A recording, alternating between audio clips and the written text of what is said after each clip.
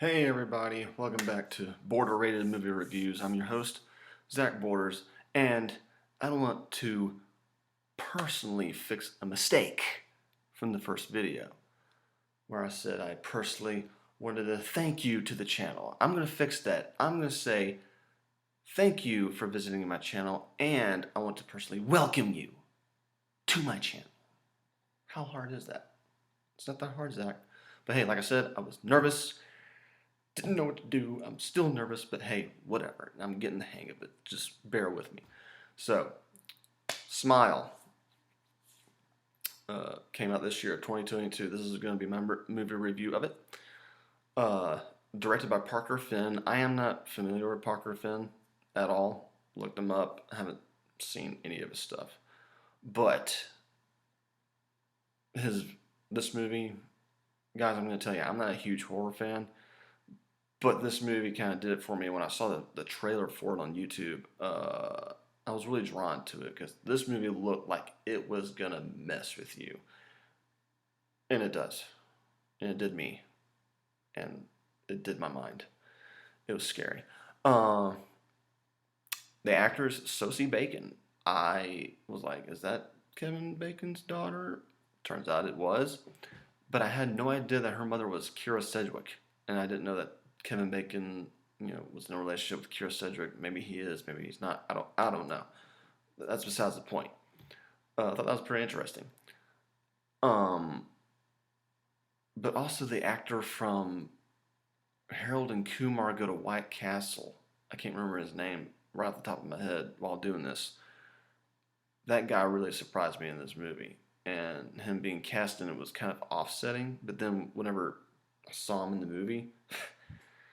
Whew, boy. His parts in this movie, very well played, very well acted. So, I'm going to get into this movie and what it did for me. Because, again, like I said in the beginning, I'm not a huge horror fan. But when it comes to horror, I have to be drawn to it in terms of, is this movie really going to test me in terms of my mind, psychologically?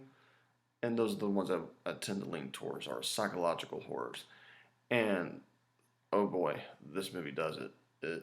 Like, whenever I'm in a horror movie, I have this thing where I'm like staring at the screen, and if I know something's about to come up, I just like do this thing where I put you know, I put this offsetting, distracting, finger in the middle of my face here, because I know something's about to come up. And psychological horrors have that way of getting into your mind because that's what they're supposed to do.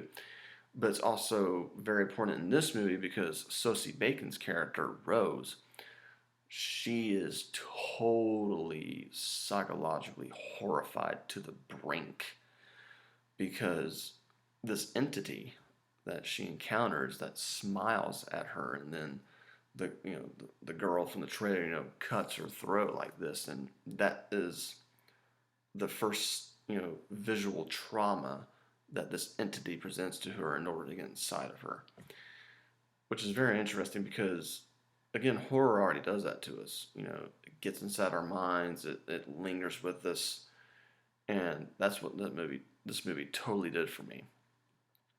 And like I've said before, like with movies, I want to give you my point of resonance, something that I related with in this movie.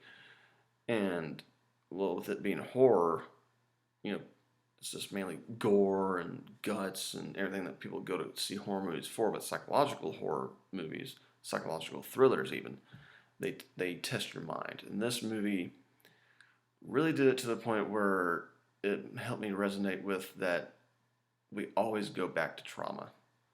We always go back to the things in our lives where things really tested us. It tested our emotions, our wills, our choice making.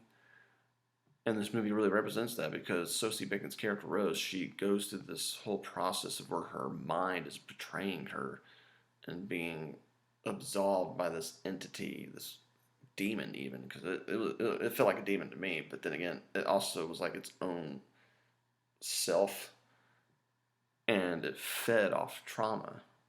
And really we kind of feed off of ourselves in terms of trauma because it's like almost we don't know how to escape it.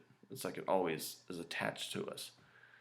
And with this movie, that's how it really resonated with me. Is trauma really can stay attached to you if you want it to, but you have to fight it.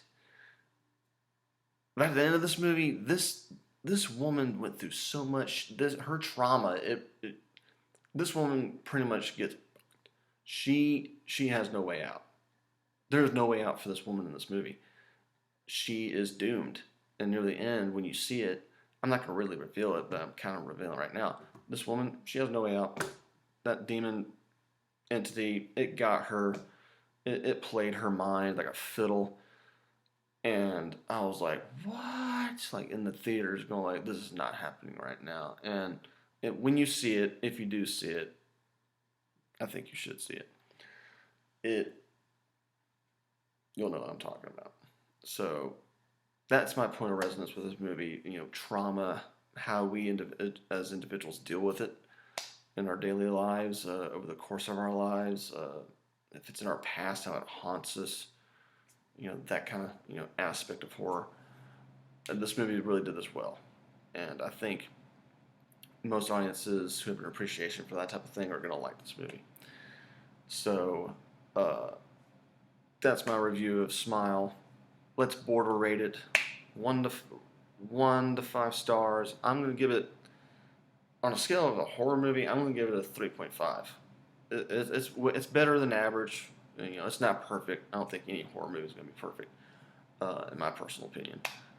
But 3.5 out of 5 stars. That's what I give it. I hope you go and see it. If you're watching this, go and see it. I think you'll appreciate it if you agree with anything that I've said here. So, comment in the section below. Tell me what you thought if you've already seen it, if you're going to see it. And if you have, did you resonate with what I resonated with? Did you relate to any of the things that I related with? Like, subscribe, hit the notification bell, guys. I got another review coming out for y'all soon, and I will see y'all in the next movie review. And I just have to let you know, we are all counting on you. Good luck.